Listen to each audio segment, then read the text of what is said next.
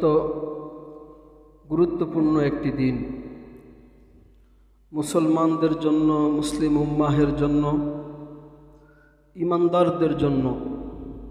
আরাফার দিন দামি একটি দিন। বছরে অন্য কোনো দিন নাই যে দিনে আল্লাহ তাআলা পৃথিবীর আকাশে আগমন করেন। রাতের কথা আছে, যেমন প্রতি রাতেই আল্লাহ তাআলা শেষ প্রহরে পৃথিবীর আকাশে এসে মানুষকে ডাকতে থাকেন, বলতে থাকেন, কেউ আছো কি ক্ষমা চাও, আমার কাছে চাও, আমি ক্ষমা করে দিব। আল্লাহ বলতে থাকেন, আলা আমি মুস্তাগফিরিন ফাগফিরুলাহ, কেউ আছো কি ক্ষমা চাও, মাফ করে দিব। কেউ আছো কি রিজিক চাও, আমি রিজিক দিব, আসো চাও আমার কাছে। কেউ আছো কি সুস্থতা চাও, আমার কাছে চাও, আমি সুস্থতা দান করে দিব। এভাবে করে প্রতিদিন প্রতি রাতে আল্লাহ তাআলা শেষ প্রহরে মানুষকে ডাকতে থাকে, হাত্তা ইয়াতুলু আল ফাজর, সুবহে সাদেক পর্যন্ত। বলুন সুবহানাল্লাহ। তারপরে বছরে অন্যান্য দিবসে লাইলাতুন নিসফি মিন শাবানের ব্যাপারে আছে যে শাবানের মধ্য রজনীতে আল্লাহ তাআলা পৃথিবীর আকাশে আসেন। লাইলাতুল কদরে আল্লাহ তাআলা পৃথিবীর আকাশে এসে মানুষকে ডাকেন। কিন্তু দিনের বেলায় আল্লাহ তাআলা পৃথিবীর আকাশে আসেন বছরের অন্য কোনো দিনে না, একটি দিন, সেটি হচ্ছে ইয়াউমে আরাফা, 9 জিলহজ। বলুন সুবহানাল্লাহ। এদিন আল্লাহ তাআলা পৃথিবীর আকাশে এসে আল্লাহ তাআলা অঝোর ধারায় বৃষ্টির মতো জমিনের দিকে রহমত বরকত বর্ষণ করতে থাকে এবং অগণিত মানুষকে আল্লাহ তাআলা এই দিন ক্ষমার ঘোষণা করে দেয়।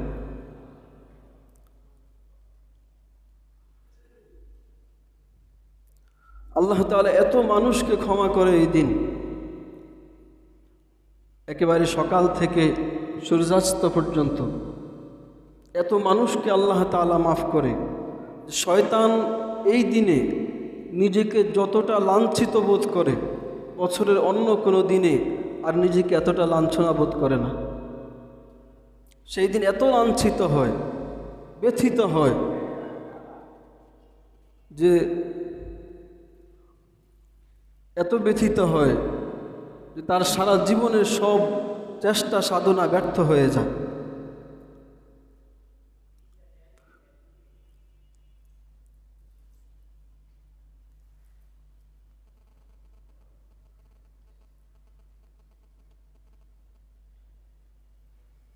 সারাদিনের সব চেষ্টা সাধনা তার ব্যর্থ হয়ে যায় সারা জীবনের। এজন্য সে নিজেকে লাঞ্ছিত বোধ করে।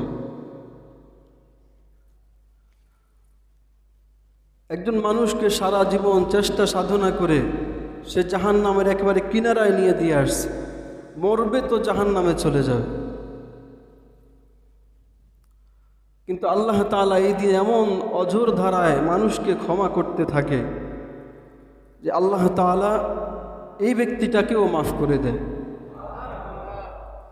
তো এই জাহান্নামী ব্যক্তিটির নাম এখন জান্নাতীদের কাতারে এসে যায়। তখন শয়তান নিরাশ হয়ে যায়। হাদিস শরীফে এসেছে, আল্লাহ রাসূল সাল্লাল্লাহু আলাইহি ওয়াসাল্লামের কাছে জিবরিল আলাইহিস সালাম আসলেন। এসে বললেন যে ইয়া রাসূলুল্লাহ, আল্লাহ তাআলা আপনার কাছে সংবাদ পাঠিয়েছে যে আল্লাহ তাআলা আজকের দিনে যারা মাজলুম, এই মাজলুম মানুষগুলোকে, মানে অত্যাচারিত, বিনা অপরাধে তাদের উপর অত্যাচার করা হচ্ছে, এই অত্যাচারিত মানুষগুলোকে আল্লাহ তাআলা ক্ষমা করে দিয়ে জান্নাতে দিয়ে দিবেন। এ কথা বলার পর আল্লাহ রাসূল সাল্লাল্লাহু আলাইহি ওয়াসাল্লাম আল্লাহর কাছে দোয়া করলেন, আল্লাহ আপনি তো রহমান, আপনি তো রহিম, আপনি তো দয়ালু, দয়ার সাগর, আপনি চাইলে তো জালেমকেও মাফ করে দিতে পারেন। যে জুলুম করছে তাকেও তো আপনি মাফ করে দিতে পারেন। আল্লাহ তাআলা এই 9 জিলহজ আরাফার দিনে এই কথার, এই দোয়ার কোনো জবাব রাসূলকে দেন নাই।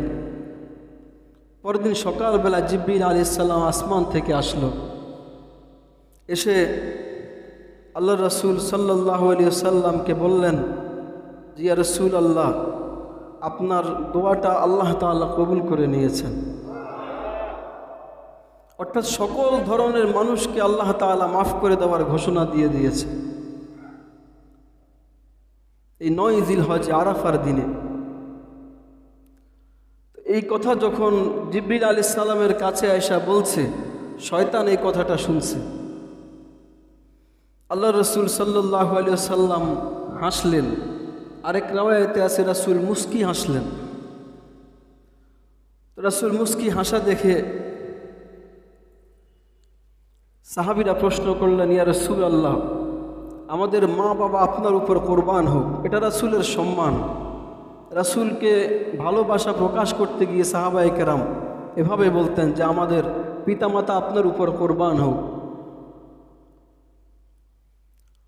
ইয়া রাসূলুল্লাহ, আপনাকে এই সময় হাসতে দেখি নাই, আপনি হাসলেন কেন? আপনাকে আল্লাহ তাআলা সব সময় হাসাক। সাহাবায়ে কেরাম আবার রাসূলের জন্য এই দোয়াও করলেন যে আপনাকে আল্লাহ তাআলা সব সময় হাসাক, কিন্তু এখন কেন হাসলেন এটার ভেদ আমরা জানতে চাই। তো রাসূল সাল্লাল্লাহু আলাইহি ওয়াসাল্লাম বললেন যে আমি দেখছি যে শয়তান নিজেকে এত লাঞ্ছিত বোধ করতেছে যে শয়তান নিজের মাথায় নিজে মাটি ঢালতেছে, মাথার মধ্যে নিজে মাটি ফেলতেছে, কপাল চাপড়াইতেছে এবং বলতেছে আমার মরণ হয় না কেন, আমি মরি না কেন, আমি ধ্বংস হই না কেন। শয়তান এগুলো বলে বলে নিজেকে অভিশাপ করতেছে। এই শয়তানের এই অবস্থা দেখে আমি হেসে ফেলেছি। বলুন সুবহানাল্লাহ। শয়তান আল্লাহ তাআলার কাছে এই সময় চেয়েছে, রব্বি আনজিরনি ইলা ইয়াউমি ইউবআসুন, হে আল্লাহ আমাকে কিয়ামত পর্যন্ত হায়াত দেন। হায়াত চায়া নিয়া আজ 9 জিলহজে সে এত লাঞ্ছনা বোধ করে যে সে তখন নিজের ধ্বংস চায়, নিজে মরতে চায়, যে আমার জীবনটাই ব্যর্থ, আমার কাজগুলোই ব্যর্থ। এ হচ্ছে আরাফার দিন 9 জিলহজ। 9 জিলহজ এমন এক দিন যেদিনে আল্লাহ রাব্বুল আলামিন ইসলামকে, দ্বীনকে আমাদের জন্য পরিপূর্ণ করে দিয়েছেন। আল্লাহ বলছেন, আল-ইয়াউমা আকমালতু লাকুম দীনাকুম ওয়া আতমামতু আলাইকুম নি'মাতি ওয়া রাদিতু লাকুমুল ইসলামা দীনা।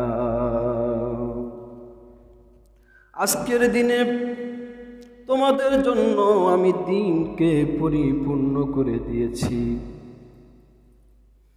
ওয়া আতমামতু আলাইকুম নি'মাতি ওয়া রাদিতু লাকুমুল ইসলামা দীনা, এবং আমি আজকের দিনে আমার নিয়ামতকে পরিপূর্ণ করে দিয়েছি এবং দ্বীন ইসলামকে তোমাদের জন্য ধর্ম হিসেবে আমি আল্লাহ তাআলা মনোনীত করে নিয়েছি।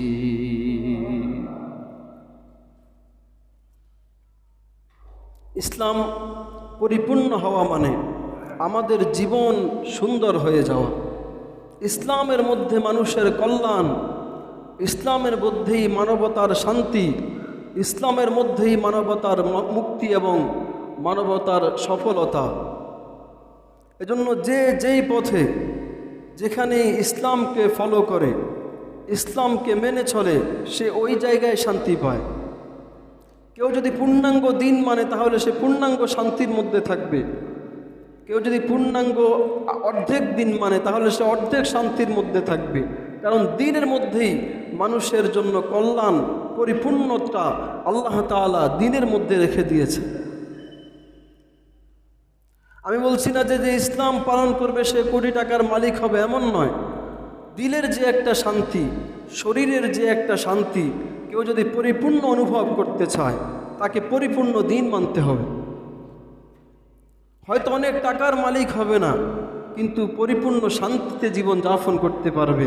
তার জীবনে অশান্তি তাকে কখনো ছুঁইতে পারবে না।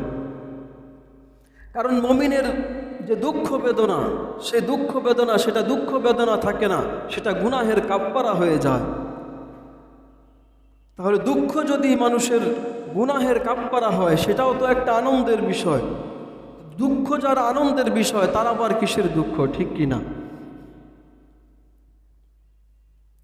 আল্লাহ তাআলা এই দিনে ইসলামকে পরিপূর্ণ করে দিয়েছেন। আবার এই ইয়াউমে আরাফাতে আল্লাহ তাআলা আমাদের কাছ থেকে আলমে আরওয়াহে বাবা আদম আলাইহিস সালামের পিঠে যখন আমরা ছিলাম, আল্লাহ তাআলা বাবা আদম আলাইহিস সালামের পিঠ থেকে আমাদেরকে বের করেছেন, একটা জমিনের মধ্যে আমাদেরকে রেখেছেন। আমরা ছিলাম তখন ক্ষুদ্র থেকে ক্ষুদ্র, একেবারে পরমাণুর মতো। তখন আল্লাহ তাআলা সেদিন আমাদের কাছ থেকে সাক্ষ্য নিয়েছিলেন, আলাস্তু বিরব্বিকুম, আমি কি তোমাদের রব নই, আমি কি তোমাদের প্রভু নই? সেদিন আমরা সবাই সমস্বরে বলেছিলাম, বালা, হ্যাঁ আপনি আমাদের রব। ঠিক এই আরাফার দিনেই আল্লাহর রাসূল সাল্লাল্লাহু আলাইহি ওয়াসাল্লাম বিদায় হজ্জের ভাষণ দিয়েছেন। এটি ছিল রাসূলের প্রথম এবং শেষ হজ, মানে আল্লাহর রাসূল জীবনে একটি হজই করেছেন। এর পরের বছর, এর আগেই, জিলহজ মাসের আগেই রাসূল ওফাত গ্রহণ করেছেন। এই আরাফার দিনে রাসূল যে ভাষণ দিয়েছিলেন, এই ভাষণের মাত্র বেশি দিন না, 81 থেকে 83 দিনের মধ্যে রাসূল দুনিয়া থেকে বিদায় নিয়েছেন। তো আল্লাহ রাসূল সাল্লাল্লাহু আলাইহি ওয়াসাল্লাম সে আরাফার ময়দানে বিদায় হজ্জের ভাষণে সাহাবায়ে কেরামকে প্রশ্ন করেছিলেন যে, আমি কি আমার রিসালাতের দায়িত্ব সম্পূর্ণ পালন করে তোমাদের কাছে পৌঁছাতে পেরেছি? সাহাবায়ে কেরাম সমস্বরে বললেন, বালা, হ্যাঁ আপনি আমাদের কাছে আপনার কাছে যে আমানত দেওয়া হয়েছিল, নবুয়তের আমানত, রিসালাতের আমানত, সেটা আমাদের কাছে পরিপূর্ণভাবে পৌঁছিয়ে দিয়েছেন। তখন আল্লাহর রাসূল সাল্লাল্লাহু আলাইহি ওয়াসাল্লাম আকাশের দিকে শাহাদাত আঙ্গুলি উত্তোলন করে বলেছিলেন, আল্লাহুম্মা ফাশহাদ, আল্লাহুম্মা ফাশহাদ, আল্লাহুম্মা ফাশহাদ। আল্লাহ আপনি সাক্ষী থাকুন, আপনি সাক্ষী থাকুন, আপনি সাক্ষী থাকুন। আমার সাহাবীরা বলছে আমি তাদের কাছে দিনকে পরিপূর্ণভাবে পৌঁছাতে পেরেছি। তো মুহতারাম হাজিরিন, আরাফার দিন অনেক ফজিলতময়। সুতরাং সে আরাফার দিনকে আমরা মূল্যায়ন করা, এটা আমাদের ঈমানের দাবি। আরাফার দিনের প্রতিটি মুহূর্ত বড় দামি। হাদিস শরীফে রাসূল করিম সাল্লাল্লাহু আলাইহি ওয়াসাল্লাম বলেছেন, قال رسول الله صلى الله عليه وسلم خير الدعاء دعاء يوم عرفة। শ্রেষ্ঠ দোয়া হলো আরাফার দিনের দোয়া। আরাফার দিনের দোয়া হচ্ছে শ্রেষ্ঠ দোয়া। ওই দিন বেশি বেশি করে আল্লাহ তাআলার কাছে দোয়া করা, মনের যত নেক বাসনা আছে, মনের যত নেক চাহিদা আছে, এগুলো আল্লাহ তাআলার কাছে কায়মনো বাক্যে আল্লাহর কাছে বলা, বিশেষ করে নিজের জীবনের গুনাহগুলোর জন্য ক্ষমা চাওয়া। হাদিস শরীফের মধ্যে আরাফার দিন সম্পর্কে অনেক ফজিলতের কথা এসেছে। আমাকে অন্য সামনের কথাগুলো কোরবানি বিষয়ে কিছু কথা বলতে হবে, এজন্য আমাকে সেদিকে যেতে হবে। তো তার আগে আমি আরাফার দিনের যে আমলগুলো আমরা করব, সে আমলগুলোর কথা বলছি, আমরা একটু খেয়াল করি। আরাফার দিনের 1 নম্বর আমল হচ্ছে, রাসূল করিম সাল্লাল্লাহু আলাইহি ওয়াসাল্লাম বলেছেন, সিয়ামু ইয়াউমি আরাফা ইন্নী আহতাসিবু আলাল্লাহ আন ইউকাফিরা আস-সানাতা আল্লাতী ক্বাবলাহু ওয়াস-সানাতা আল্লাতী বা'দাহু। নবীজি বলেছেন, কেউ যদি আরাফার দিনের একটি রোজা রাখে, কয়টি রোজা? আরাফার দিনে মাত্র একটি রোজা কেউ যদি রাখে তো কি হবে? রাসূল বলেন, আমি আশাবাদী আল্লাহর কাছে যে তার সামনের 1 বছরের গুনাহ, পিছনের 1 বছরের গুনাহ আল্লাহ মাফ করে দিবে। তো এই রোজাটা আমরা ইনশাল্লাহ রাখার চেষ্টা করব।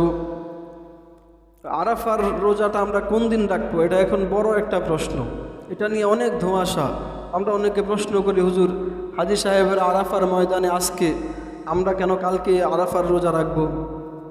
এ ব্যাপারে ওলামায়ে কেরামের বিভিন্ন মত রয়েছে। তো মুহাক্কিকিন ওলামায়ে কেরামের তাহকিক হচ্ছে এটা, যে আমাদের দেশে যেদিন 9 জিলহজ সেদিন আরাফার রোজা রাখতে হবে। অর্থাৎ এই হাজী সাহেবেরা যেদিন আরাফার ময়দান থেকে চলে আসবে, যেদিন থাকবে এর পরের দিন, অর্থাৎ এক কথায় যেটা বলা যায় আগামী রবিবার, আগামীকালকে তো আরাফা, ইয়মে আরাফা, হাজী সাহেবরা কি বলে আরাফার ময়দানে থাকবে। তো আগামীকালকে হাজী সাহেবরা আরাফার ময়দানে থাকবে, এটা আরব দেশের জন্য 9 জিলহজ, আর আমাদের দেশের জন্য 9 জিলহজ হচ্ছে এর পরের দিন। সুতরাং 9 জিলহজকেই আরাফার দিন বলা হয়। সুতরাং আমাদের দেশে রবিবারে আমরা আরাফার দিনের রোজা রাখব। অনেক ওলামায়ে কেরাম আবার সমন্বয় করেছেন এভাবে, যে আমাদের এই 10টা দিনই, প্রত্যেকটা দিনই রোজা রাখার জন্য মোক্ষম সময়, ঠিক না? একেবারে 1 তারিখ থেকে 9 তারিখ পর্যন্ত এই 9টা দিন, 10 তারিখ তো ঈদের দিনই, সেদিন তো আর রোজা রাখা যাবে না। এই 9টা দিনই রোজা রাখার জন্য মোক্ষম সময়। সুতরাং যেই রোজার এত ফজিলত, যে আগের 1 বছরের গুনাহ মাফ, পরের 1 বছরের গুনাহ মাফ, সেটাকে নিশ্চিত করার জন্য আপনি 8 জিলহজ 9 জিলহজ দুটোটাই রাখেন, ঠিক কিনা? তাহলে নিশ্চিত হয়ে গেলাম 2টা রোজা রাখা কি কষ্টের বিষয়, কঠিন কিছু? সওয়াবের দিকে তাকালে এটা কোনো কষ্টই না, ঠিক কিনা? আপনি 2টাই রাখেন, তাহলে আপনি নিশ্চিত হয়ে গেলেন, আর কোনো ইখতিলাফ আপনাকে করতে হলো না। আর ঝগড়া করবেন না, এগুলি নিয়ে ঝগড়া করবেন না। ঝগড়া করা আমাদের জন্য একেবারেই নিষেধ। ঝগড়া করে করে বনি ইসরাইল ধ্বংস হয়ে গেছে। আমরাও শুধুমাত্র কোনো কিছু পাইলেই ওটা নিয়ে ঝগড়া বাজায় দিই, ওটা নিয়ে ঝগড়া করি। ঝগড়ার দরকার নাই। আপনার কাছে যেটা ভালো লাগে সেটা করেন। আপনার কাছে যদি 8 জিলহজ ভালো লাগে, আমাদের দেশে 8 জিলহজ, ওইখানে এই 9 জিলহজ আরবে আরাফার ময়দানে হাজী সাহেবেরা, আপনি ওই দিন রাখবেন, রাখেন, তবে এরপরের দিনটাও রাখেন। কারণ মুহাক্কিকিন ওলামায়ে কেরাম বলছেন 9 জিলহজ আমাদের দেশে যেটা 9 জিলহজ ওইটাই। সুতরাং এই তাহকিকটাকে আমরা গুরুত্ব দিতে হবে।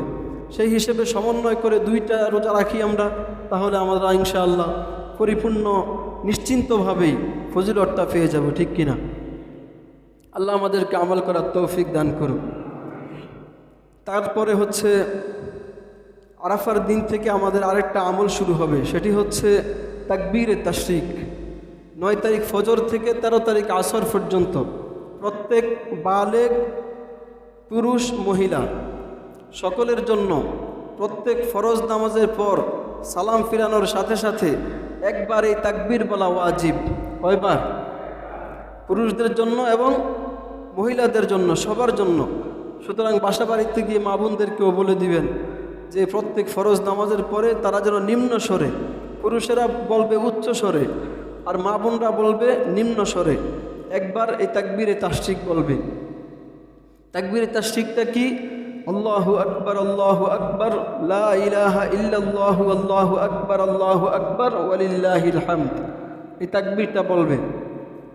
মা বোনরা নিম্ন স্বরে আর পুরুষেরা উচ্চ স্বরে বলবে। কেউ যদি জামাত না পায়, একাকি পড়ে, একাকি নামাজ পড়ার পরেও তিনি জোরে জোরে তাকবীর বলবে।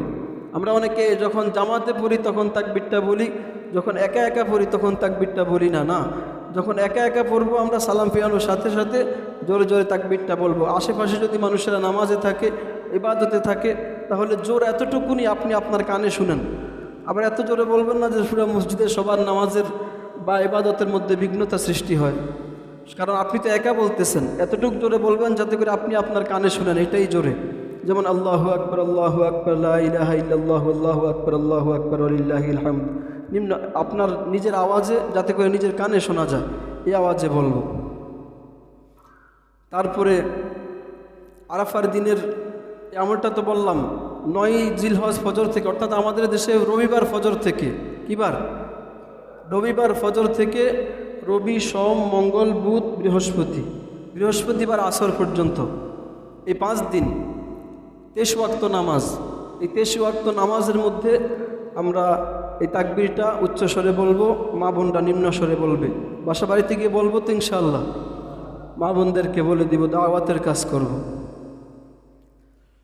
তারপরে আরাফার দিনে আমাদের আরেকটি আমল হচ্ছে একটি দোয়া বেশি বেশি পড়া। লা ইলাহা ইল্লাল্লাহু ওয়াহদাহু লা শারীকা লাহু লাহুল মুলকু ওয়া লাহুল হামদ ওয়া হুয়া আলা কুল্লি শাইইন কাদির। এই দোয়াটা পারি না আমরা? সহজ, আমরা অনেকেই পারি। লা ইলাহা ইল্লাল্লাহু ওয়াহদাহু লা শারীকা লাহু লাহুল মুলকু ওয়া লাহুল হামদ ওয়া হুয়া আলা কুল্লি শাইইন কাদির। লাহুল মুলকু ওয়া লাহুল হামদ ওয়া হুয়া আলা কুল্লি শাইইন কাদির। এই দোয়াটা আমরা বেশি বেশি করে পড়ব। এটা সমস্ত নবী রাসূলদের দোয়া।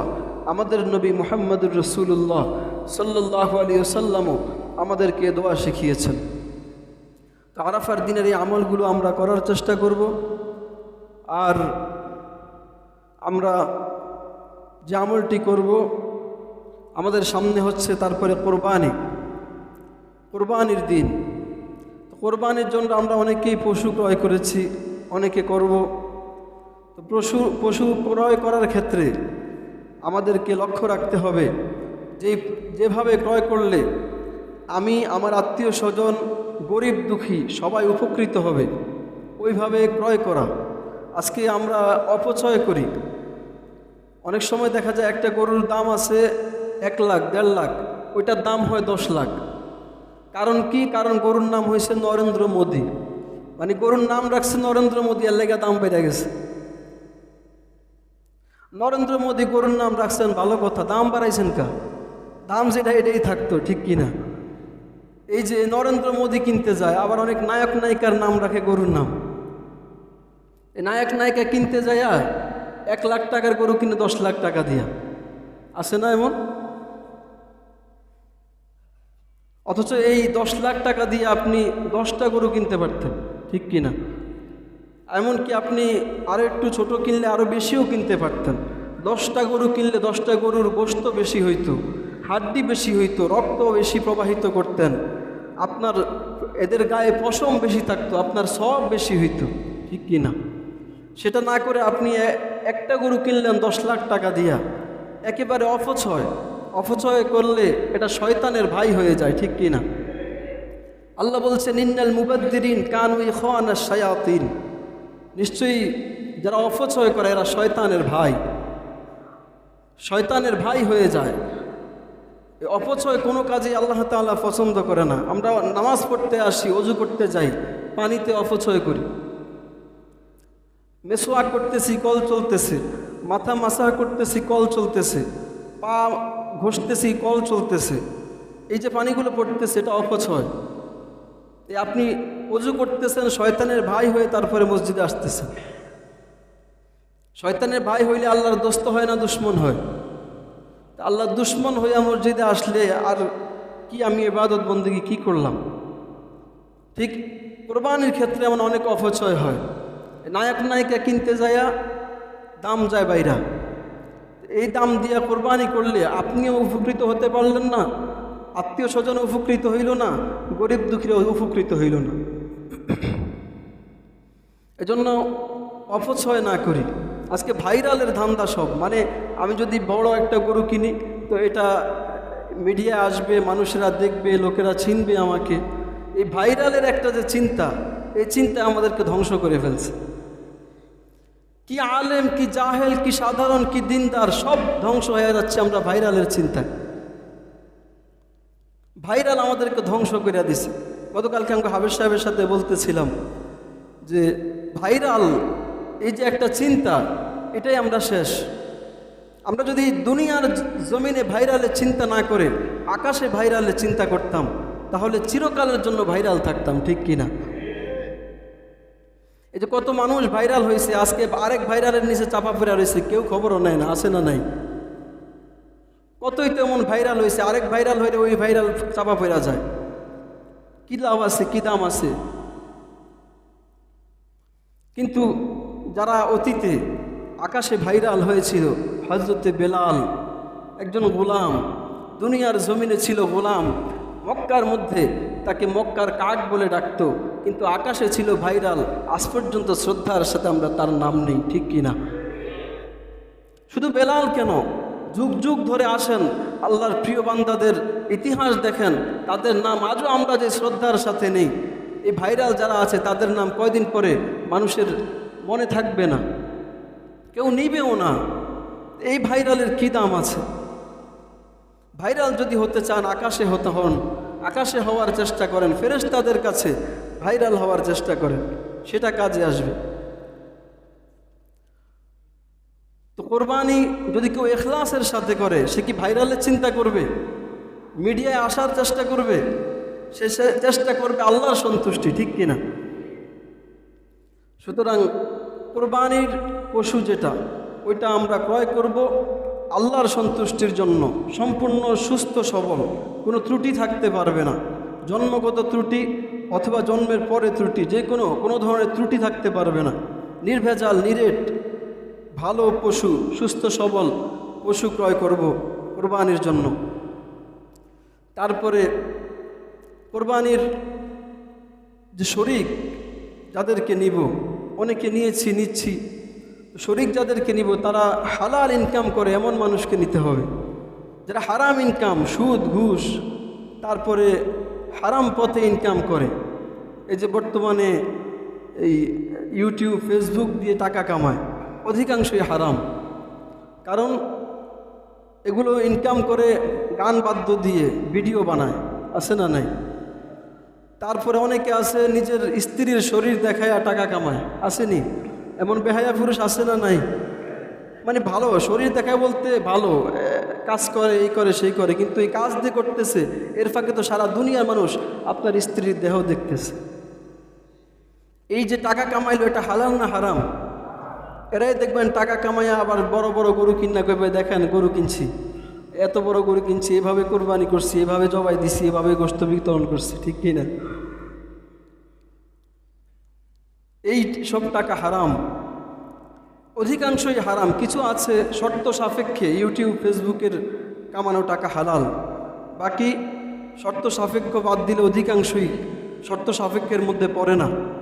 এগুলো হারাম ইনকাম যাদের, এদেরকে সাথে নেবেন না। যারা বেনামাজি, নামাজ পড়ে না, কোরবানির জন্য পাগল, এদেরকে সাথে নেবেন না। তবে হ্যাঁ, যদি আসে দৌড়াইয়া দিয়েন না। যদি আসে তাকে আপনি এই সুযোগে দাওয়াতের কাজ করে ফেলেন, যে ভাই আসছো তো ভালো কথা, একসাথে কোরবানি দিব, তবে আজকে থেকে আমার সাথে ওয়াদা দিতে হবে আমরা একসাথে নামাজও পড়ব। আসো আমরা একসাথে যাই, মসজিদে যাই, নামাজ পড়ি, আমরা ইনশাল্লাহ একসাথে কোরবানি দিব।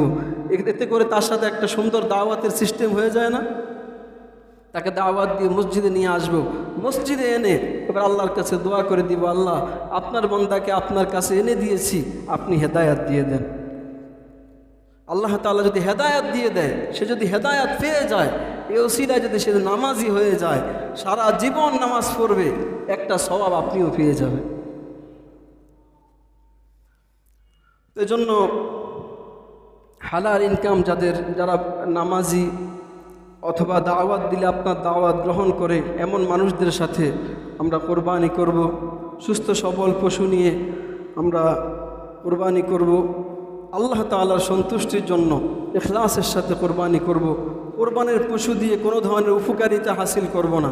অনেকে কোরবানির গরুর এই গলার মধ্যে মালাল, আমাদের এদিকে নাই, আমি যতদিন আসি দেখতেছি আলহামদুলিল্লাহ আমাদের এদিকে নাই, অনেক জায়গায় আছে এমন, গরুরে মালা লাগাইয়া সাজায়া গুছায়া এলাকার মধ্যে ঘুরে আনে, কমুকের গরুটা ঘুরে আন, এলাকা দেখায় আন সবাইরে।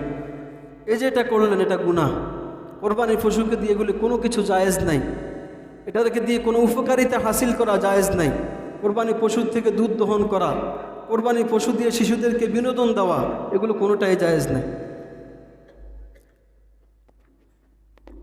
এটা নিরেট আল্লাহ তাআলা সন্তুষ্টির জন্য ক্রয় করা হয়েছে।